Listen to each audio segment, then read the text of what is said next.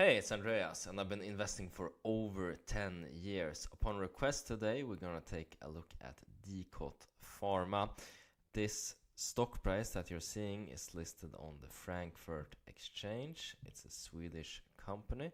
We're gonna take a look at what's going on here, who are the persons involved in this company, how's the market doing for boner pills in this case, and some of the financial numbers. So if we see in the facts square here, we can see that they only have 3 employees. I did some research to try to find some other ones, but I was only able to verify 3. Some collaboration going on with some doctors in the US, etc., to do some lobbying, but only 3 employees. Very small company, penny stock. We don't even see any information regarding market cap here in the fact sheets. Moving on, who is this company? Well, we have 3 people here. Elin Krampe, the CEO. If you look at the investor relations webpage, you're gonna see that she's the responsible for the investor relations as well.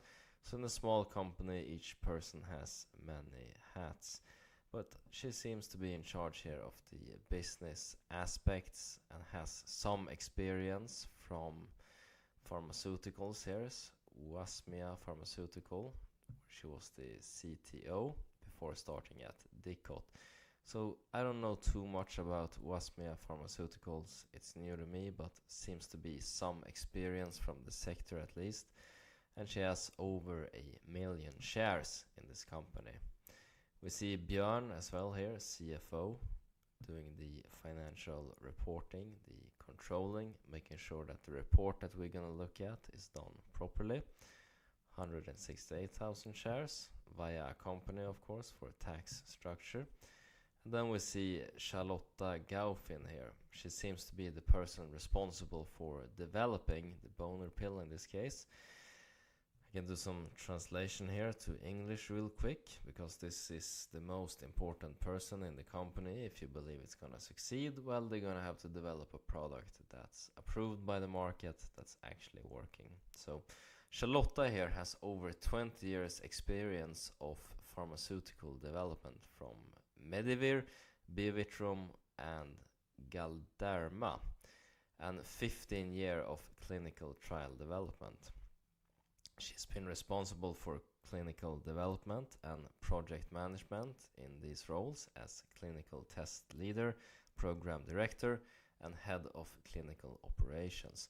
Charlotta has even experience of writing and doing the regulatory documents, and Charlotta has a PhD in organic chemistry from Uppsala University. She started here in 2022. Quite interesting, immediately raises some questions here. It was founded in 2015. What were they doing before? If we take a look at the most recent report here in the beginning, we can see that they talk about a significant event here with the LIB1 trial, here the phase 1 completion of study. But as we know with pharmaceuticals, this can take 20 years, and okay, the first approximately 10 years are done. Are they gonna have to run for another 10 years before having a shot at being part of the market? It seems that perhaps that is the case, working with the FDA here. But regarding these financial documents, immediately as an investor, I find one thing that worries me, and we can find that in the balance sheet part. We can also see it here in the earnings per share. It's the average numbers of shares. So we can see here for the period April to June 2023, for 2023 and 2024, if we compare the number of outstanding shares, we can see that it has almost doubled. So there's some serious dilution going on here with issuing new shares. And if there's 10 years left, approximately, just guessing here, it's a small company, until this can potentially reach the market, well, then as investors, potential investors, I think we should count on being diluted a lot more. and that's not something that's very good, and that's something that will make the investment potential a bit lower. With regards to the company here, we can see that in terms of the balance sheet, if we scroll up a little bit, yeah, we can see that they need to have a solid balance sheet. It's the cash flow from operating activities, basically the salaries for these people doing the regulatory work, talking to doctors in America and doing some representation there. It's costing money. This is in thousands of Swedish kroners, so it's very small numbers still for a small company. But they are burning cash, so they need to have cash on hand.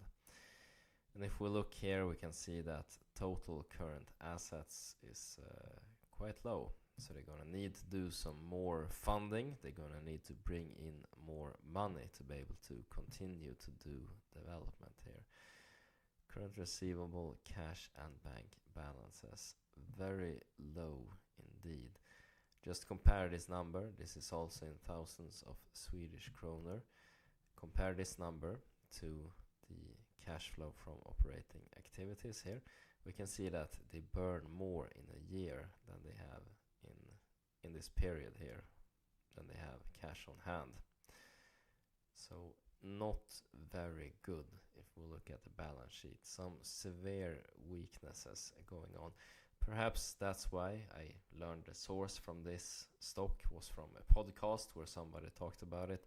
Well, perhaps they need to do some talk in the media, some public relations to be able to do some more funding with issuing more shares to bring in more money to be able to continue to do operations.